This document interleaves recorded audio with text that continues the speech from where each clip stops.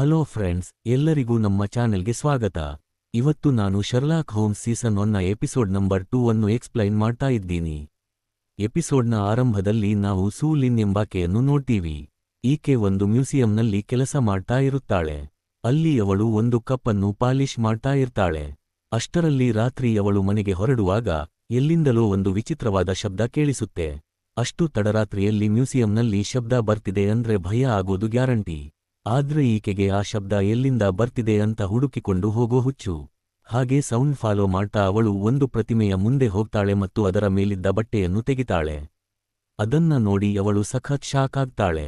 ಅಷ್ಟರಲ್ಲೇ ಈ ಸೀನ್ ಇಲ್ಲಿಗೆ ಕಟ್ ಆಗುತ್ತೆ. ಈಗ ಮುಂದಿನ ಸೀನ್ನಲ್ಲಿ ನಾವು ಡಾಕ್ಟರ್ ವಾಟ್ಸನ್ನನ್ನು ನೋಡ್ತೀವಿ. ಅವರು ಶಾಪಿಂಗ್ ಮಾಡೋಕೆ ಹೋಗಿರ್ತಾರೆ, ಆದ್ರೆ ಅವರ ಕಾರ್ಡ್ ಅಲ್ಲಿ ವರ್ಕ್ ಆಗ್ತಾ ಇರಲ್ಲ. ಹಾಗಾಗಿ ಅವರು ಶರ್ಲಾಕ್ ಹೋಮ್ಸ್ನ ಕಾರ್ಡ್ ತಗೊಳ್ತಾರೆ. ಅಷ್ಟರಲ್ಲಿ ಶರ್ಲಾಕ್ ಹೋಮ್ಸ್ಗೆ ಅವನ ಫ್ರೆಂಡ್ ಸೆಬಾಸ್ಟಿಯನ್ನಿಂದ ಒಂದು ಮೆಸೇಜ್ ಬರುತ್ತೆ. ತಕ್ಷಣ ಶರ್ಲಾಕ್ ಮತ್ತು ವಾಟ್ಸನ್ ಅವನನ್ನು ಭೇಟಿಯಾಗೋಕೆ ಹೋಗ್ತಾರೆ. ಸೆಬಾಸ್ಟಿಯನ್ ಒಂದು ಬ್ಯಾಂಕ್ನಲ್ಲಿ ಕೆಲಸ ಮಾಡ್ತಾ ಇರ್ತಾನೆ. ಅವನು ಇವರಿಬ್ಬರಿಗೂ ಒಂದು ವಿಷಯ ಹೇಳ್ತಾನೆ. ನಿನ್ನೆ ರಾತ್ರಿ ಇಲ್ಲಿಗೆ ಯಾರೋ ಬಂದಿದ್ರು, ಆದ್ರೆ ಅವರು ಯಾವುದೇ ಸಾಮಾನು ಕದ್ದಿಲ್ಲ. ಬರೀ ಆಫೀಸ್ ಗೋಡೆಯ ಮೇಲೆ ಕೆಲವು ಗುರುತುಗಳನ್ನು ಹಾಕಿ ಹೋಗಿದ್ದಾರೆ ಅಂತ. ಈಗ ಆ ಗುರುತುಗಳ ಅರ್ಥ ಏನು ಮತ್ತು ಅವರ ಆಫೀಸ್ಗೆ ನುಗ್ಗಿದ್ದು ಯಾರು? ಈ ಕೇಸ್ ಸಾಲ್ವ್ ಮಾಡೋಕೆ ಸೆಬಾಸ್ಟಿಯನ್ ಶರ್ಲಾಕ್ ಕೈಗೆ ಒಂದು ಚೆಕ್ ಕೊಡ್ತಾನೆ. ಆದ್ರೆ ಶರ್ಲಾಕ್ ಅದನ್ನ ತಗೊಳ್ಳೋಕೆ ನಿರಾಕರಿಸ್ತಾನೆ. ಆದ್ರೆ ನಮ್ಮ ಡಾಕ್ಟರ್ ವಾಟ್ಸನ್ ಆ ಚೆಕ್ ಅನ್ನು ತಗೊಳ್ತಾರೆ. ಶರ್ಲಾಕ್ ಯಾವಾಗಲೂ ತನ್ನದೇ ಆದ ಸ್ಟೈಲ್ ಮತ್ತು ಆಟಿಟ್ಯೂಡ್ನಲ್ಲಿ ಇರ್ತಾನೆ. ಆದ್ರೆ ವಾಟ್ಸನ್ಗೆ ರಿಯಾಲಿಟಿ ಗೊತ್ತು, ಅವರಿಗೆ ದುಡ್ಡಿನ ಅವಶ್ಯಕತೆ ಇರುತ್ತೆ. ಅಲ್ಲಿ ಶರ್ಲಾಕ್ ನೋಡ್ತಾನೆ, ಪೇಂಟಿಂಗ್ ಮೇಲೆ 2 ಸಿಂಬಲ್ಸ್ ಇರುತ್ತವೆ. ಇನ್ನು ಅಲ್ಲಿ ಅಳವಡಿಸಿದ್ದ ಸಿಸಿಟಿವಿ ಕ್ಯಾಮೆರಾ ಇಡೀ ರಾತ್ರಿಯ ರೆಕಾರ್ಡಿಂಗ್ನಲ್ಲಿ ಕೇವಲ 1 ನಿಮಿಷ ಮಾತ್ರ ಆಫ್ ಆಗಿರುತ್ತೆ. ಇದರ ಅರ್ಥ ಕೇವಲ 1 ನಿಮಿಷದಲ್ಲಿ ಆ ಕಳ್ಳ ಒಳಗಡೆ ಬಂದು ಈ ಡಿಸೈನ್ ಮಾಡಿ ಎಸ್ಕೇಪ್ ಆಗಿದ್ದಾನೆ. ಶರ್ಲಾಕ್ ಅಲ್ಲಿ ಸ್ವಲ್ಪ ಸೂಕ್ಷ್ಮವಾಗಿ ಇನ್ವೆಸ್ಟಿಗೇಟ್ ಮಾಡಿದಾಗ ಅವನಿಗೆ ಒಂದು ವಿಷಯ ಅರ್ಥ ಆಗುತ್ತೆ. ಈ ಆಫೀಸ್ ಯಾವಾಗಲೂ ಬಂದಿರುತ್ತೆ, ಆದ್ರೆ ಇದು ಗ್ಲಾಸ್ ಆಫೀಸ್ ಆಗಿರೋದ್ರಿಂದ ಹೊರಗಡೆಯಿಂದ ಕೇವಲ ಒಂದೇ ಒಂದು ಜಾಗದಿಂದ ಮಾತ್ರ ಇದನ್ನು ನೋಡೋಕೆ ಸಾಧ್ಯ. ಮತ್ತು ಮಧ್ಯರಾತ್ರಿ ಆ ಜಾಗದ ಟೇಬಲ್ ಮೇಲೆ ಕೂರುವ ವ್ಯಕ್ತಿಯ ಹೆಸರು ವ್ಯಾನ್ ಕೂನ್. ಹಾಗಾಗಿ ಖಂಡಿತ ಈ ಮೆಸೇಜ್ ವ್ಯಾನ್ ಕೂನ್ಗಾಗಿಯೇ ಇರುತ್ತೆ.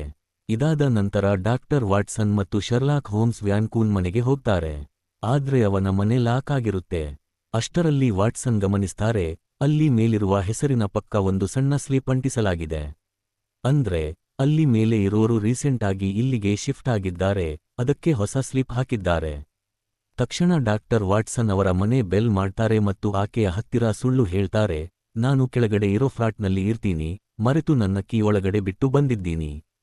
ಪ್ಲೀಸ್ ನಿಮ್ಮ ಫ್ಲಾಟ್ನ ಬಾಲ್ಕನಿಯಿಂದ ನನ್ನ ಫ್ಲಾಟ್ಗೆ ಹೋಗೋಕೆ ಬಿಡ್ತೀರಾ ಅಂತ ಕೇಳ್ತಾರೆ. ಆಕೆಗೆ ಸ್ವಲ್ಪ ವಿಚಿತ್ರ ಅನಿಸಿದ್ರು ಓಕೆ ಅಂತಾಳೆ. ಇದಾದ ತಕ್ಷಣ ಶರ್ಲಾಕ್ ಆಕೆಯ ಫ್ಲಾಟ್ನಿಂದ ವ್ಯಾನ್ ಕೂನ್ ಫ್ಲಾಟ್ನ ಬಾಲ್ಕನಿಗೆ ಜಂಪ್ ಮಾಡ್ತಾನೆ. ಬಿಲ್ಡಿಂಗ್ ಒಳಗಡೆ ಬಂದಾಗ ಶರ್ಲಾಕ್ಗೆ ವ್ಯಾನ್ ಕೂನ್ ಹೆಣ ಸಿಗುತ್ತೆ. ಅವನ ತಲೆಗೆ ಗನ್ ಇಂದ ಶೂಟ್ ಮಾಡಲಾಗಿರುತ್ತೆ. ಇಡೀ ರೂಮ್ ತುಂಬಾ ಅಸ್ತವ್ಯಸ್ತವಾಗಿರುತ್ತೆ. ಅಲ್ಲಿಗೆ ಪೊಲೀಸ್ ಬಂದಾಗ ಇದೊಂದು ಸುಸೈಡ್ ಕೇಸ್ ಅಂತ ಅನ್ಕೊಳ್ತಾರೆ. ಆದ್ರೆ ಶರ್ಲಾಕ್ ಹೇಳ್ತಾನೆ, ಈ ರೂಮ್ನಲ್ಲಿರೋ ಪ್ರತಿಯೊಂದು ವಸ್ತು ಅಂದ್ರೆ ಕತ್ತಿ, ಕಾಫಿ ಮಗ್, ಚಾರ್ಜರ್ ಎಲ್ಲವೂ ಲೆಫ್ಟ್ ಸೈಡ್ಗೆ ಇವೆ. ಇದರ ಅರ್ಥ ಆ ವ್ಯಕ್ತಿ ಲೆಫ್ಟ್ ಹ್ಯಾಂಡರ್ ಆಗಿದ್ದ. ಆದ್ರೆ ಶೂಟ್ ಆಗಿರೋದು ರೈಟ್ ಸೈಡಿಂದ. ಸೋ ಅವನು ಸ್ವತಃ ಶೂಟ್ ಮಾಡಿಕೊಂಡಿಲ್ಲ, ಯಾರೋ ಬೇರೆಯವರೇ ಅವನನ್ನ ಕೊಂದಿದ್ದಾರೆ. ಇದು ಮರ್ಡರ್ ಅಂತ ಹೇಳ್ತಾನೆ. ತಕ್ಷಣ ಸೀನ್ ಕಟ್ ಆಗುತ್ತೆ. ಮುಂದಿನ ಸೀನ್ನಲ್ಲಿ ನಾವು ಲ್ಯೂಕಿಸ್ನನ್ನು ನೋಡ್ತೀವಿ. ಇವನೊಬ್ಬ ಜರ್ನಲಿಸ್ಟ್. ಇವನು ಎಲ್ಲಿಂದಲೋ ತುಂಬಾ ಹೆದರಿಕೊಂಡು ಗಾಬರಿಯಿಂದ ತನ್ನ ಫ್ಲಾಟ್ಗೆ ಬರ್ತಾನೆ. ಆದ್ರೆ ತನ್ನ ಫ್ಲಾಟ್ನಲ್ಲಿ ಅವನು ಏನನ್ನ ನೋಡ್ತಾನೋ ಗೊತ್ತಿಲ್ಲ, ಸಖತ್ ಶಾಕ್ ಆಗ್ತಾನೆ. ಮುಂದಿನ ಸೀನ್ನಲ್ಲಿ ನಾವು ಡಾಕ್ಟರ್ ವಾಟ್ಸನ್ನನ್ನು ನೋಡ್ತೀವಿ. ಅವರು ಒಂದು ನಾರ್ಮಲ್ ಹಾಸ್ಪಿಟಲ್ಗೆ ಜಾಬ್ ಇಂಟರ್ವ್ಯೂಗೆ ಹೋಗಿರ್ತಾರೆ. ಅಲ್ಲಿ ಅವರು ಆ ಕೆಲಸಕ್ಕೆ ಓವರ್ ಕ್ವಾಲಿಫೈಡ್ ಆಗಿದ್ರು, ಅವರಿಗೆ ದುಡ್ಡಿನ ಪ್ರಾಬ್ಲಮ್ ಇರೋದ್ರಿಂದ ಯಾವುದೇ ಕೆಲಸ ಆದ್ರೂ ಓಕೆ ಅನ್ಕೊಂಡಿರ್ತಾರೆ. ಅಲ್ಲಿ ಇಂಟರ್ವ್ಯೂ ತಗೊಳ್ಳುವ ಸಾರಾ ಕೆಲಸ ಕೊಡ್ತಾಳೆ. ಹಾಗೆ ಅವರಿಬ್ಬರ ಮಧ್ಯೆ ಫ್ರೆಂಡ್ಶಿಪ್ ಕೂಡ ಆಗುತ್ತೆ. ವಾಟ್ಸನ್ ಫ್ಲಾಟ್ಗೆ ವಾಪಸ್ ಬಂದಾಗ ಶರ್ಲಾಕ್ ಅವನಿಗೆ ಒಂದು ನ್ಯೂಸ್ ತೋರಿಸ್ತಾನೆ. ನಿನ್ನೆ ರಾತ್ರಿ ಲ್ಯೂಕಿಸ್ ಅನ್ನೋ ಜರ್ನಲಿಸ್ಟ್ ಡೆತ್ ಆಗಿದೆ ಅಂತ. ಇವನು ಅದೇ ಜರ್ನಲಿಸ್ಟ್ ಯಾರನ್ನ ನಾವು ಸ್ವಲ್ಪ ಮುಂಚೆ ನೋಡಿದ್ವಿ. ಅವನ ಸಾವು ಕೂಡ ಥೇಟ್ ವ್ಯಾನ್ ಕೂನ್ ತರಾನೇ ಆಗಿರುತ್ತೆ. ಈಗ ಶರ್ಲಾಕ್ ಮತ್ತು ವಾಟ್ಸನ್ ಆ ಫ್ಲಾಟ್ಗೆ ಹೋಗ್ತಾರೆ. ಅಲ್ಲಿ ಶರ್ಲಾಕ್ ಪೊಲೀಸರಿಗೆ ಹೇಳ್ತಾನೆ, ಆ ಕಿಲ್ಲರ್ ಗೋಡೆ ಹತ್ತಿ ಬರ್ತಾನೆ, ಅಂದ್ರೆ ಅವನಿಗೆ ಗೋಡೆ ಹತ್ತೋ ಕಲೆ ಗೊತ್ತು. ಅವನು ಪ್ರತಿಯೊಂದು ಕಡೆಗೂ ವಿಂಡೋ ಮೂಲಕವೇ ಎಂಟ್ರಿ ಕೊಡ್ತಾನೆ. ಅಲ್ಲಿ ಶರ್ಲಾಕ್ಗೆ ಒಂದು ಬುಕ್ ಸಿಗುತ್ತೆ. ಆ ಬುಕ್ ಅನ್ನು ಲ್ಯೂಕಿಸ್ ತೀರಿಕೊಂಡ ದಿನವೇ ಲೈಬ್ರರಿಯಿಂದ ಇಶ್ಯೂ ಮಾಡಿಸಿರ್ತಾನೆ. ಅವರಿಬ್ಬರೂ ಆ ಬುಕ್ ಇದ್ದ ಲೈಬ್ರರಿಗೆ ಹೋಗ್ತಾರೆ. ಅಲ್ಲಿ ಶರ್ಲಾಕ್ ಮತ್ತು ವಾಟ್ಸನ್ ಸ್ವಲ್ಪ ಹುಡುಕಾಡಿದಾಗ ಒಂದು ಕಪಾಟಿನ ಹಿಂದೆ ಬ್ಯಾಂಕ್ನಲ್ಲಿ ಸಿಕ್ಕಂತದ್ದೇ ಸಿಂಬಲ್ಸ್ ಮತ್ತೊಮ್ಮೆ ಸಿಗುತ್ತವೆ. ಇದರಿಂದ ಅವರಿಬ್ಬರನ್ನು ಕೊಂದಿದ್ದು ಒಬ್ಬನೇ ಕಿಲ್ಲರ್ ಅಂತ ಕನ್ಫರ್ಮ್ ಆಗುತ್ತೆ. ಮತ್ತು ಲ್ಯೂಕಿಸ್ ಈ ಲೈಬ್ರರಿಯಲ್ಲಿ ಆ ಸಿಂಬಲ್ ನೋಡಿದ ಮೇಲೆಯೇ ಸಖತ್ ಹೆದರಿ ಅಲ್ಲಿಂದ ಓಡಿ ಹೋಗಿರ್ತಾನೆ. ಈಗ ಆ ಸಿಂಬಲ್ಸ್ ಕೋಡ್ ಅನ್ನು ಡಿಕೋಡ್ ಮಾಡೋಕೆ ಶರ್ಲಾಕ್ ಒಬ್ಬ ಹುಡುಗನ ಹತ್ತಿರ ಹೋಗ್ತಾನೆ. ಅವನಿಗೆ ಇಂತಹ ಸಿಂಬಲ್ಸ್ ಬಗ್ಗೆ ಐಡಿಯಾ ಇರುತ್ತೆ. ಅವನು ಹೇಳ್ತಾನೆ, ಇದನ್ನ ಡಿಕೋಡ್ ಮಾಡೋಕೆ ನನಗೆ ಸ್ವಲ್ಪ ಟೈಮ್ ಬೇಕು ಅಂತ. ಆಮೇಲೆ ಶರ್ಲಾಕ್ ವಾಟ್ಸನ್ಗೆ ಹೇಳ್ತಾನೆ, ನೀನು ಪಾಲಿಸ್ ಹತ್ತಿರ ಹೋಗಿ ಲ್ಯೂಕಿಸ್ನ ಡೈರಿ ತಗೊಂಡು ಬಾ, ನಾನು ನನ್ನ ಮುಂದಿನ ಇನ್ವೆಸ್ಟಿಗೇಷನ್ಗೆ ಹೋಗ್ತೀನಿ ಅಂತ. ಇಲ್ಲಿ ಶರ್ಲಾಕ್ ವ್ಯಾನ್ ಕೂನ್ನ ಅಸಿಸ್ಟೆಂಟ್ ಆಗಿದ್ದ ಅಮಂಡಾ ಹತ್ತಿರ ಹೋಗ್ತಾನೆ. ಅಲ್ಲಿ ಅವನು ವ್ಯಾನ್ ಕೂನ್ ಟೇಬಲ್ ಚೆಕ್ ಮಾಡಿದಾಗ ಚೈನಾದ ಕೆಲವು ಟಿಕೆಟ್ಗಳು ಸಿಗುತ್ತವೆ. ಇದರ ಅರ್ಥ ವ್ಯಾನ್ ಕೂನ್ ಕೆಲವು ದಿನಗಳ ಮುಂಚೆಯಷ್ಟೇ ಚೈನಾಕ್ಕೆ ಹೋಗಿ ಬಂದಿದ್ದ. ಅಲ್ಲಿಂದ ಬಂದ ಮೇಲೆ ಅವನು ಒಂದು ಟ್ಯಾಕ್ಸಿ ಬುಕ್ ಮಾಡಿದ್ದ, ಅದು ಬೇರೆ ಸಿಟಿಯ ಟ್ಯಾಕ್ಸಿ ಆಗಿತ್ತು. ಹಾಗಾಗಿ ಶರ್ಲಾಕ್ ಅದೇ ಜಾಗಕ್ಕೆ ಹೊರಡ್ತಾನೆ. ಅಲ್ಲಿಗೆ ಡಾಕ್ಟರ್ ವಾಟ್ಸನ್ ಕೂಡ ಬರ್ತಾನೆ. ಅವನ ಹತ್ತಿರ ಪೊಲೀಸರು ಕೊಟ್ಟಿದ್ದ ಲ್ಯೂಕಿಸ್ನ ಡೈರಿ ಇರುತ್ತೆ. ಆ ಡೈರಿಯಲ್ಲಿ ಇದೇ ಜಾಗದ ಅಡ್ರೆಸ್ ಇರುತ್ತೆ. ಅಲ್ಲಿ ಅವರ ಎದುರುಗಡೆ ಒಂದು ಶಾಪ್ ಇರುತ್ತೆ, ಅದರ ಹೆಸರು ದಿ ಲಕ್ಕಿ ಕ್ಯಾಟ್. ಲ್ಯೂಕಿಸ್ ಡೈರಿಯಲ್ಲಿ ಈ ಶಾಪ್ನ ಅಡ್ರೆಸ್ ಇರೋದ್ರಿಂದ ಅವರಿಬ್ಬರೂ ಆ ಶಾಪ್ ಒಳಗಡೆ ಹೋಗಿ ಅಲ್ಲಿರೋ ವಸ್ತುಗಳನ್ನು ನೋಡ್ತಾ ಇರ್ತಾರೆ. ಅಲ್ಲಿ ಕೆಲವು ಸಾಮಾನುಗಳ ಹಿಂದೆ ಅವರಿಗೆ ಅದೇ ರೀತಿಯ ಸಿಂಬಲ್ಸ್ ಕಾಣಿಸುತ್ತವೆ. ಈಗ ಶರ್ಲಾಕ್ಗೆ ಅರ್ಥ ಆಗುತ್ತೆ, ಇದು ಹಳೆಯ ಚೈನೀಸ್ ಸಿಂಬಲ್ಸ್, ಇದನ್ನ ಡಿಕೋಡ್ ಮಾಡಿದ್ರೆ ಏನೋ ಮೆಸೇಜ್ ಸಿಗುತ್ತೆ ಅಂತ. ನಂತರ ಅವರಿಬ್ಬರೂ ಎದುರುಗಡೆ ಇರೋ ರೆಸ್ಟೋರೆಂಟ್ನಲ್ಲಿ ಕೂತ್ಕೊಳ್ತಾರೆ. ಅಲ್ಲಿ ಶರ್ಲಾಕ್ ವಾಟ್ಸನ್ಗೆ ಹೇಳ್ತಾನೆ, ವ್ಯಾನ್ ಕೂನ್ ಮತ್ತು ಲ್ಯೂಕಿಸ್ ಇಬ್ಬರು ಚೈನಾದಿಂದ ಸ್ಮಗ್ಲಿಂಗ್ ಮಾಡ್ತಾ ಇದ್ರು. ಅಂದ್ರೆ ಚೈನಾದ ವಸ್ತುಗಳನ್ನು ಇಲ್ಲಿಗೆ ತಂದು ಮ್ಯೂಸಿಯಂಗೆ ಕೊಡ್ತಾ ಇದ್ರು. ಅದಕ್ಕೆ ಇಬ್ಬರು ಚೈನಾ ಟ್ರಿಪ್ ಮಾಡಿದ್ರು. ಆದ್ರೆ ಏನಾಗಿರಬಹುದು ಅಂದ್ರೆ, ಅಷ್ಟೊಂದು ಬೆಲೆ ಬಾಳುವ ಸಾಮಾನುಗಳಲ್ಲಿ ಇವರಿಬ್ಬರು ಯಾವುದೋ ಒಂದು ವಸ್ತುವನ್ನು ಕದ್ದಿದ್ದಾರೆ. ಅದಕ್ಕಾಗಿಯೇ ಇವರ ಹಿಂದೆ ಕಿಲ್ಲರ್ಸ್ನು ಕಳಿಸಲಾಗಿದೆ, ಆ ವಸ್ತುವನ್ನು ವಾಪಸ್ ಪಡೆದುಕೊಳ್ಳೋಕೆ. ಯಾಕಂದ್ರೆ ಆ ವಸ್ತುವಿನ ಬೆಲೆ ಕೋಟ್ಯಂತರ ರೂಪಾಯಿ ಇರಬಹುದು.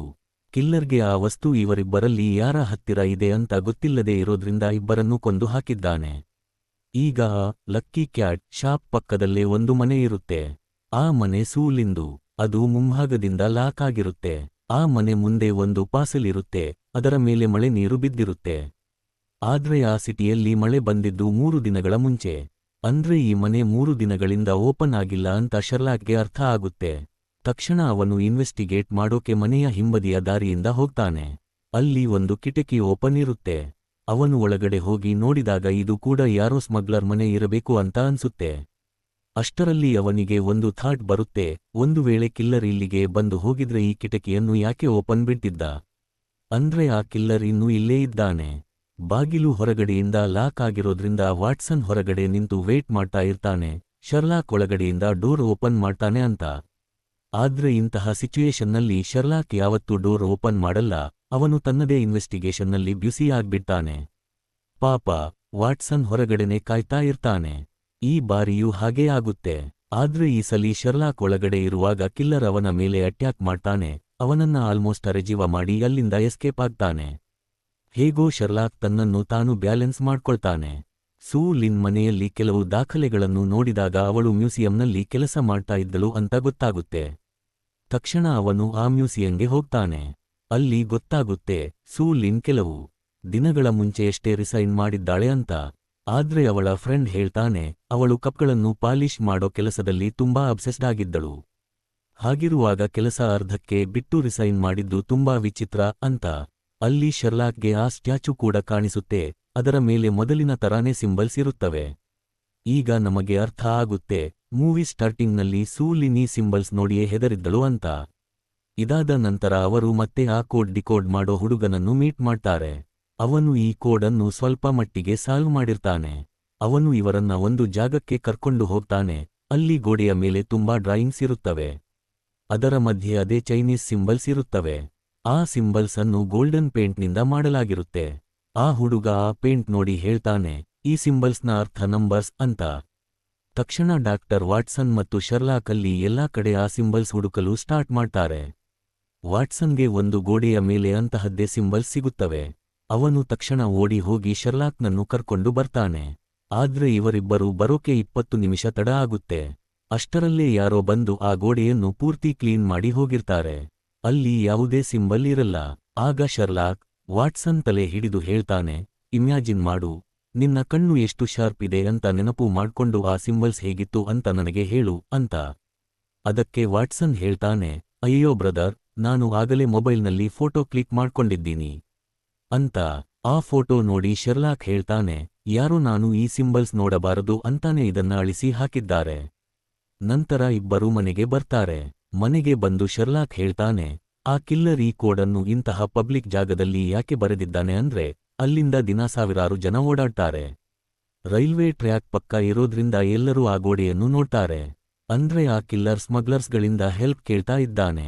ನಾರ್ಮಲ್ ಜನಕ್ಕೆ ಅದು ಬರೀ ಡ್ರಾಯಿಂಗ್ ತರ ಕಾಣಿಸುತ್ತೆ, ಆದ್ರೆ ಸ್ಮಗ್ಲರ್ಸ್ಗೆ ಅದರ ಅರ್ಥ ಗೊತ್ತಾಗುತ್ತೆ. ಹಾಗಾಗಿ ಅವನು ಅವರ ಹೆಲ್ಪ್ ತಗೊಂಡು ಆ ಕದ್ದ ವಸ್ತು ಯಾರ ಹತ್ತಿರ ಇದೆ, ಎಲ್ಲಿದೆ ಅಂತ ಹುಡುಕುತ್ತಿದ್ದಾನೆ. ಇವೆಲ್ಲ ಕೋಡ್ಸ್ ನೋಡಿದ ಮೇಲೆ ಶರ್ಲಾಕ್ ಹೇಳ್ತಾನೆ, ನಾವು ಸೂ ಲಿನ್ ಹೆಲ್ಪ್ ಇಲ್ಲದೆ ಈ ಕೋಡನ್ನು ಕ್ರಾಕ್ ಮಾಡೋಕೆ ಆಗಲ್ಲ. ಯಾಕಂದ್ರೆ ಇದನ್ನ ಹೇಗೆ ಓದಬೇಕು ಅಂತ ಅವಳಿಗೆ ಮಾತ್ರ ಗೊತ್ತು. ಬಹುಶಃ ಅವಳು ಕೂಡ ಆ ಸ್ಮಗ್ಲಿಂಗ್ ಗ್ಯಾಂಗ್ನ ಭಾಗ ಇರಬಹುದು. ಇದಾದ ನಂತರ ಅವರು ಮತ್ತೊಮ್ಮೆ ಮ್ಯೂಸಿಯಂಗೆ ಹೋಗ್ತಾರೆ. ಅಲ್ಲಿ ಶರ್ಲಾಕ್ ಒಂದು ವಿಷಯ ನೋಡ್ತಾನೆ.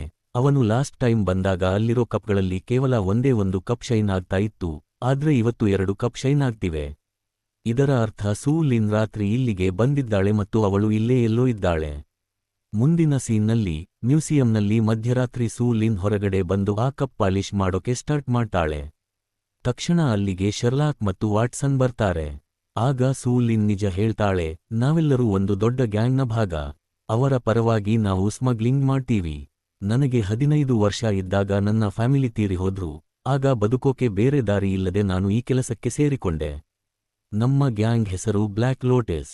ಅವಳು ತನ್ನ ಕಾಲಿನ ಮೇಲಿರೋ ಟ್ಯಾಟು ತೋರಿಸ್ತಾಳೆ, ಅದು ಅವರ ಗ್ಯಾಂಗ್ನ ಗುರುತು. ಅವಳು ಮುಂದುವರಿಸಿ ಹೇಳ್ತಾಳೆ, ಆ ಕಿಲ್ಲರ್ ಯಾರು ಅಂತ ನನಗೆ ಗೊತ್ತು. ಅವನು ಬೇರೆ ಯಾರೂ ಅಲ್ಲ, ನನ್ನ ಸ್ವಂತ ಅಣ್ಣ. ಆ ಗ್ಯಾಂಗ್ನವರು ಅವನ ಬ್ರೈನ್ ವಾಶ್ ಮಾಡಿ ಒಂದು ಕಿಲ್ಲರ್ ಮೆಷಿನ್ ತರ ಮಾಡಿದ್ದಾರೆ. ಅವನ ಹೆಸರು ಜೀಜು. ಅವನು ನನ್ನನ್ನು ಕೂಡ ಕೊಂದು ಹಾಕ್ತಾನೆ. ಇದಕ್ಕೂ ಮುಂಚೆ ಅವನು ನನ್ನ ಹೆಲ್ಪ್ ಕೇಳೋಕೆ ಬಂದಿದ್ದ, ಆದ್ರೆ ನಾನು ನಿರಾಕರಿಸಿದೆ. ಯಾಕಂದ್ರೆ ನನಗೆ ಈ ಕ್ರೈಮ್ ಪ್ರಪಂಚದಿಂದ ಹೊರಬರಬೇಕು ಅನ್ಸಿದೆ. ಆದ್ರೆ ಈಗ ಅವನು ನನ್ನ ಹುಡುಕಿಕೊಂಡು ಬಂದ್ರೆ ಖಂಡಿತ ಕೊಲ್ತಾನೆ. ಅವರು ಹೀಗೆ ಮಾತನಾಡ್ತಾ ಇರುವಾಗಲೇ ಹಠಾತ್ತನೆ ಮ್ಯೂಸಿಯಂನ ಲೈಟ್ಸ್ ಆಫ್ ಆಗುತ್ತೆ. ಕತ್ತಲಾಗುತ್ತೆ, ಅಂದ್ರೆ ಆ ಕಿಲ್ಲರ್ ಅಲ್ಲಿಗೆ ಬಂದಿದ್ದಾನೆ. ಶರ್ಲಾಕ್ ಮತ್ತು ವಾಟ್ಸನ್ ಅವನನ್ನು ಹುಡುಕಲು ಹೋಗ್ತಾರೆ. ಅಷ್ಟರಲ್ಲಿ ಆ ಕಿಲ್ಲರ್ ಸೂ ಲಿನ್ ಹತ್ತಿರ ಬಂದು ಅವಳನ್ನು ಕೊಂದು ಹಾಕ್ತಾನೆ. ನಂತರ ಶರ್ಲಾಕ್ ಪೊಲೀಸರ ಹತ್ತಿರ ಹೋಗಿ ಈ ವಿಷಯ ಹೇಳ್ತಾನೆ, ಆದ್ರೆ ಪೊಲೀಸರು ಅವನ ಮಾತು ನಂಬಲ್ಲ. ಆಗ ಅವನು ಆ ಹೆಣಗಳ ಹತ್ತಿರ ಕರ್ಕೊಂಡು ಹೋಗಿ ಅವರ ಕಾಲಿನ ಮೇಲಿರೋ ಆ ಗ್ಯಾಂಗ್ ಮಾರ್ಕನ್ನು ತೋರಿಸ್ತಾನೆ. ಆಗ ಪೊಲೀಸರಿಗೆ ಕನ್ಫರ್ಮ್ ಆಗುತ್ತೆ, ಇವರೆಲ್ಲ ಒಂದೇ ಸ್ಮಗ್ಲಿಂಗ್ ಗ್ಯಾಂಗ್ನವರು ಅಂತ. ಇಲ್ಲಿ ಶರ್ಲಾಕ್ ಪೊಲೀಸರ ಹತ್ತಿರ ಒಂದು ಹೆಲ್ಪ್ ಕೇಳ್ತಾನೆ, ಲ್ಯೂಕಿಸ್ ಮತ್ತು ವ್ಯಾನ್ ಕೂನ್ ಮನೆಯಲ್ಲಿ ಸಿಕ್ಕ ಎಲ್ಲಾ ಬುಕ್ಸ್ ಅನ್ನು ನನ್ನ ರೂಮ್ಗೆ ಕಳಿಸಿಕೊಡಿ ಅಂತ. ಯಾಕಂದ್ರೆ ಸೂ ಲಿನ್ ಹೇಳಿರ್ತಾಳೆ, ಈ ಸಿಂಬಲ್ಸ್ ಚೈನೀಸ್ ನಂಬರ್ಸ್ ಅಂತ ಮತ್ತು ಇದನ್ನು ಯಾವುದೋ ಒಂದು ಕಾಮನ್ ಬುಕ್ ಬಳಸಿ ಡಿಕೋಡ್ ಮಾಡಬಹುದು ಅಂತ. ಹಾಗಾಗಿ ಇಬ್ಬರ ಮನೆಯಲ್ಲೂ ಇರೋ ಆ ಕಾಮನ್ ಬುಕ್ ಯಾವುದು ಅಂತ ಶರ್ಲಾಕ್ಗೆ ಬೇಕಿರುತ್ತೆ. ಶರ್ಲಾಕ್ ತನ್ನ ರೂಮ್ಗೆ ಬಂದಾಗ ವಾಟ್ಸನ್ಗೆ ಹೇಳ್ತಾನೆ, ಆ ಕಿಲ್ಲರ್ ಫಸ್ಟ್ ತನ್ನ ತಂಗಿ ಹತ್ತಿರ ಹೆಲ್ಪ್ ಕೇಳೋಕೆ ಹೋದ, ಯಾಕಂದ್ರೆ ಅವಳು ಹಿಸ್ಟಾರಿಕಲ್ ಮ್ಯೂಸಿಯಂನಲ್ಲಿ ಕೆಲಸ ಮಾಡ್ತಾ ಇದ್ದಳು ಮತ್ತು ಅವಳಿಗೆ ಈ ಆಂಟಿಕ್ ವಸ್ತುಗಳ ಬಗ್ಗೆ ಒಳ್ಳೆ ನಾಲೆಡ್ಜ್ ಇತ್ತು. ಹಾಗಾಗಿ ಚೈನಾದಿಂದ ಸ್ಮಗ್ಲಿಂಗ್ ಆಗಿರೋ ಆ ವಸ್ತು ತುಂಬಾ ಹಳೆಯ ಮತ್ತು ಬೆಲೆಬಾಳುವ ವಸ್ತು ಆಗಿರಬೇಕು. ಇದಾದ ಮೇಲೆ ಅವರಿಬ್ಬರೂ ಇಡೀ ರಾತ್ರಿ ಎಲ್ಲಾ ಬುಕ್ಸ್ ಚೆಕ್ ಮಾಡ್ತಾರೆ, ಆದ್ರೆ ಅವರಿಗೆ ಯಾವುದೇ ಕ್ಲೂ ಸಿಗಲ್ಲ. ಮರುದಿನ ಬೆಳಗ್ಗೆ ವಾಟ್ಸನ್ ತನ್ನ ಹಾಸ್ಪಿಟಲ್ಗೆ ಹೋಗ್ತಾನೆ. ಅಲ್ಲಿ ಅವನು ನಿದ್ದೆ ಮಾಡ್ತಾ ಇರ್ತಾನೆ. ಅಲ್ಲಿ ಅವನು ಸಾರಾ ಲನ್ನು ಡೇಟ್ಗೆ ಕರೆಯುತ್ತಾನೆ ಮತ್ತು ಅವಳು ಓಕೆ ಅಂತಾಳೆ. ವಾಟ್ಸನ್ ಪ್ಲಾನ್ ಏನಿರುತ್ತೆ ಅಂದ್ರೆ ಸಾರಾಳನ್ನು ಯಾವುದಾದ್ರೂ ಮೂವಿಗೆ ಕರ್ಕೊಂಡು ಹೋಗಬೇಕು ಅಂತ. ಆದ್ರೆ ಇಲ್ಲಿ ಶರ್ಲಾಕ್ ಬಂದು ಹೇಳ್ತಾನೆ, ಮೂವಿ ಯಾಕೆ, ಯಾವುದಾದ್ರೂ ಚೈನೀಸ್ ಸರ್ಕಸ್ಗೆ ಕರ್ಕೊಂಡು ಹೋಗು ಅಂತ. ವಾಟ್ಸನ್ ಕೂಡ ಒಪ್ಕೊಳ್ತಾನೆ. ಸರ್ಪ್ರೈಸಿಂಗ್ಲಿ ಅದು ಚೈನೀಸ್ ಸರ್ಕಸ್ ಆಗಿರುತ್ತೆ. ವಾಟ್ಸನ್ಗೆ ನಿಧಾನವಾಗಿ ಅರ್ಥ ಆಗುತ್ತೆ, ಶರ್ಲಾಕ್ ತನ್ನನ್ನು ಯೂಸ್ ಮಾಡ್ಕೊಳ್ತಾ ಇದ್ದಾನೆ ಅಂತ. ಅಲ್ಲಿ ವಾಟ್ಸನ್ಗೆ ಗೊತ್ತಾಗುತ್ತೆ, ಅಲ್ಲಿ ಬುಕ್ ಆಗಿರೋದು 2 ಟಿಕೆಟ್ ಅಲ್ಲ, 3 ಟಿಕೆಟ್ ಅಂತ. ಅಂದ್ರೆ ಅವರಿಬ್ಬರ ಡೇಟ್ ಮಧ್ಯೆ ಶರ್ಲಾಕ್ ಹೋಮ್ಸ್ ಕೂಡ ಎಂಟ್ರಿ ಕೊಟ್ಟಿದ್ದಾನೆ. ಅಲ್ಲಿ ವಾಟ್ಸನ್ ಮತ್ತು ಸಾರಾ ಸರ್ಕಸ್ ನೋಡ್ತಾ ಇರುವಾಗ ಶರ್ಲಾಕ್ ಬ್ಯಾಕ್ ಸ್ಟೇಜ್ಗೆ ಹೋಗಿ ಇನ್ವೆಸ್ಟಿಗೇಟ್ ಮಾಡ್ತಾ ಇರ್ತಾನೆ. ಅಲ್ಲಿ ಅವನಿಗೆ ಗೋಲ್ಡನ್ ಸ್ಪ್ರೇ ಪೇಂಟ್ ಬಾಟಲ್ ಸಿಗುತ್ತೆ. ಅಷ್ಟರಲ್ಲಿ ಒಬ್ಬ ವ್ಯಕ್ತಿ ಅವನ ಮೇಲೆ ಅಟ್ಯಾಕ್ ಮಾಡ್ತಾನೆ. ಅಲ್ಲಿ ಸ್ವಲ್ಪ ಫೈಟಿಂಗ್ ಆಗುತ್ತೆ. ಆಮೇಲೆ ಅವರು ಅಲ್ಲಿಂದ ಎಸ್ಕೇಪ್ ಆಗಿ ಮತ್ತೆ ಶರ್ಲಾಕ್ ರೂಮ್ಗೆ ಬರ್ತಾರೆ. ಅಲ್ಲಿ ಶರ್ಲಾಕ್ ಮತ್ತೆ ಕೋಡ್ ಡಿಕೋಡ್ ಮಾಡೋಕೆ ಕೂತ್ಕೊಳ್ತಾನೆ. ಆಗ ಸಾರಾ ಒಂದು ಫೋಟೋ ನೋಡಿ ಹೇಳ್ತಾಳೆ, ನೋಡಿ ಇಲ್ಲಿ ಏನು ಬರೆದಿದೆ ಅಂತ. ಆಕ್ಚುಲಿ ಅದು ವಾಟ್ಸನ್ ಮೊಬೈಲ್ನಲ್ಲಿ ಕ್ಲಿಕ್ ಮಾಡಿದ ಗೋಡೆಯ ಫೋಟೋ ಆಗಿರುತ್ತೆ. ಆ ಫೋಟೋವನ್ನು ಶರ್ಲಾಕ್ ಸೂ ಲಿನ್ಗೆ ತೋರಿಸಿದ್ದಾಗ ಅವಳು ಸಾಯುವ ಮುನ್ನ ಅದರ ಮೇಲೆ ಒಂದು ವರ್ಡನ್ನು ಡಿಕೋಡ್ ಮಾಡಿರುತ್ತಾಳೆ. ಇದನ್ನ ಹೇಗೆ ಪೂರ್ತಿ ಸಾಲ್ವ್ ಮಾಡೋದು ಅಂತ ಯೋಚನೆ ಮಾಡ್ತಾ ಶರ್ಲಾಕ್ ರೂಮ್ನಿಂದ ಹೊರಗಡೆ ಬರ್ತಾನೆ. ಅಷ್ಟರಲ್ಲಿ ಅವನ ಕಣ್ಣು ಒಂದು ಬುಕ್ ಮೇಲೆ ಬೀಳುತ್ತೆ. ಅದರ ಹೆಸರು ಎ ಗೈಡ್ ಟು ಲಂಡನ್. ಇದೇ ಬುಕ್ ಅನ್ನು ಅವನು ವ್ಯಾನ್ ಕೂನ್ ಮತ್ತು ಲ್ಯೂಕಿಸ್ ಇಬ್ಬರ ಮನೆಯಲ್ಲೂ ನೋಡಿರುತ್ತಾನೆ. ತಕ್ಷಣ ಅವನಿಗೆ ಅರ್ಥ ಆಗುತ್ತೆ, ಈ ಬುಕ್ ಬಳಸಿ ಕೋಡ್ ಡಿಕೋಡ್ ಮಾಡಬಹುದು ಅಂತ. ಅವನು ಆ ವ್ಯಕ್ತಿಯಿಂದ ಬುಕ್ ಇಸ್ಕೊಂಡು ಕೋಡ್ ಸಾಲ್ವ್ ಮಾಡ್ತಾನೆ. ಡಿಕೋಡ್ ಮಾಡಿದಾಗ ಸಿಗೋ ಮೆಸೇಜ್ ಏನು ಅಂದ್ರೆ 9 ಮಿಲಿಯನ್ ಹೇರ್ ಪಿನ್, ಅಂದ್ರೆ ಚೈನಾದ ಒಂದು ಹಳೆಯ ಕಾಲದ ಕೂದಲಿನ ಪಿನ್. ಅದರ ಬೆಲೆ 9 ಮಿಲಿಯನ್ ಪೌಂಡ್ಸ್. ಆ ಪಿನ್ ಅನ್ನು ಇವರಿಬ್ಬರಲ್ಲಿ ಯಾರೋ ಒಬ್ಬರು ಕದ್ದಿದ್ದಾರೆ. ಇತ್ತ ಶರ್ಲಾಕ್ ಇಷ್ಟೆಲ್ಲ ಯೋಚನೆ ಮಾಡ್ತಾ ಇರುವಾಗ ಬ್ಲಾಕ್ ಲೋಟಸ್ ಗ್ಯಾಂಗ್ನವರು ಶರ್ಲಾಕ್ ಮನೆಗೆ ಬರ್ತಾರೆ. ಅವರು ವಾಟ್ಸನ್ನನ್ನೇ ಶರ್ಲಾಕ್ ಹೋಮ್ಸ್ ಅನ್ಕೊಂಡು ಸಾರಾ ಜೊತೆ ಇಬ್ಬರನ್ನು ಕಿಡ್ನ್ಯಾಪ್ ಮಾಡ್ತಾರೆ. ಇಲ್ಲಿ ವಾಟ್ಸನ್ಗೆ ಒಂದು ವಿಷಯ ಅರ್ಥ ಆಗುತ್ತೆ, ಆ ಸಿಂಬಲ್ಸ್ನ ಅರ್ಥ ಡೆಡ್ ಮ್ಯಾನ್ ಅಂತ. ಅಂದ್ರೆ ಅದು ಕೊಲ್ಲುವ ಮುನ್ನ ಕೊಡುವ ಒಂದು ವಾರ್ನಿಂಗ್ ಆಗಿತ್ತು. ಅದನ್ನ ನೋಡಿಯೇ ಅವರಿಬ್ಬರು ಹೆದರಿದ್ದು. ಶರ್ಲಾಕ್ ರೂಮ್ಗೆ ಬಂದಾಗ ಅಲ್ಲಿ ವಾಟ್ಸನ್ ಮತ್ತು ಸಾರಾ ಇರಲ್ಲ. ಗೋಡೆಯ ಮೇಲೆ ಅದೇ ತರಹದ ಸಿಂಬಲ್ ಇರುತ್ತೆ. ಅದನ್ನ ನೋಡಿ ಶರ್ಲಾಕ್ಗೆ ಅರ್ಥ ಆಗುತ್ತೆ, ಲೋಟಸ್ ಗ್ಯಾಂಗ್ನವರು ಅವರಿಬ್ಬರನ್ನು ಕಿಡ್ನ್ಯಾಪ್ ಮಾಡಿದ್ದಾರೆ ಅಂತ. ಅವನು ಉಳಿದ ಕೋಡ್ಸ್ ಅನ್ನು ಡಿಕೋಡ್ ಮಾಡ್ತಾನೆ, ಆ ಗ್ಯಾಂಗ್ ಎಲ್ಲಿರಬಹುದು ಅಂತ ಪತ್ತೆ ಹಚ್ಚೋಕೆ. ಇನ್ನೊಂದೆಡೆ ಲೋಟಸ್ ಗ್ಯಾಂಗ್ನ ಲೀಡರ್ ಒಬ್ಬ ಮಹಿಳೆ ವಾಟ್ಸನ್ನನ್ನು ಶರ್ಲಾಕ್ ಅನ್ಕೊಂಡಿರುತ್ತಾಳೆ. ಯಾಕಂದ್ರೆ ವಾಟ್ಸನ್ ಜೇಬಿನಲ್ಲಿ ಶರ್ಲಾಕ್ ಹೆಸರಿನ ಚೆಕ್ ಮತ್ತು ಕಾರ್ಡ್ ಇರುತ್ತೆ. ಅದನ್ನ ಶಾಪಿಂಗ್ ಟೈಮ್ನಲ್ಲಿ ಶರ್ಲಾಕ್ ಕೊಟ್ಟಿದ್ದ. ವಾಟ್ಸನ್ ಎಷ್ಟು ಕಿರುಚಾಡಿದ್ರೂ ನಾನು ಶರ್ಲಾಕ್ ಅಲ್ಲ, ನಾನು ಡಾಕ್ಟರ್ ವಾಟ್ಸನ್ ಅಂತ ಹೇಳಿದ್ರೂ ಅವಳು ನಂಬಲ್ಲ. ಅವಳು ಹೇಳ್ತಾಳೆ, ನೀನು ನಿಜ ಹೇಳದಿದ್ರೆ ನಿನ್ನ ಪಾರ್ಟ್ನರ್ ಸಾರಾಳನ್ನು ಕೊಂದು ಹಾಕ್ತೀನಿ, ಆ ಕದ್ದ ಸಾಮಾನು ಎಲ್ಲಿದೆ ಅಂತ ಹೇಳು ಅಂತ. ವಾಟ್ಸನ್ಗೆ ಅದರ ಬಗ್ಗೆ ಏನೂ ಗೊತ್ತಿರಲ್ಲ. ಅವನು ಸುಮ್ಮನೆ ಕಿರುಚಾಡ್ತಾ ಇರ್ತಾನೆ.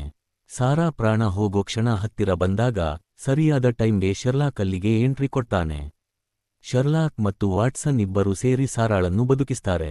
ಅಲ್ಲಿ ಫೈರಿಂಗ್ ಸ್ಟಾರ್ಟ್ ಆಗುತ್ತೆ. ಆ ಗ್ಯಾಂಗ್ನ ಕೆಲವರು ಸಾಯ್ತಾರೆ, ಆದ್ರೆ ಆ ಲೀಡರ್ ಅಲ್ಲಿಂದ ಎಸ್ಕೇಪ್ ಆಗ್ತಾಳೆ. ಇಷ್ಟೊಂದು ಡೇಂಜರಸ್ ಎಕ್ಸ್ಪೀರಿಯನ್ಸ್ ಆದ್ಮೇಲೆ ಸಾರಾ ಮತ್ತೆ ಯಾವತ್ತೂ ವಾಟ್ಸನ್ ಜೊತೆ ಡೇಟ್ಗೆ ಬರಲ್ಲ ಅನ್ಸುತ್ತೆ. ಆದ್ರೂ ವಾಟ್ಸನ್ ಅವಳಿಗೆ ಹೇಳ್ತಾನೆ, ನೆಕ್ಸ್ಟ್ ಟೈಮ್ ಡೇಟ್ ಈ ತರ ಇರಲ್ಲ ಅಂತ. ಅಷ್ಟರಲ್ಲಿ ಸೀನ್ ಕಟ್ ಆಗುತ್ತೆ.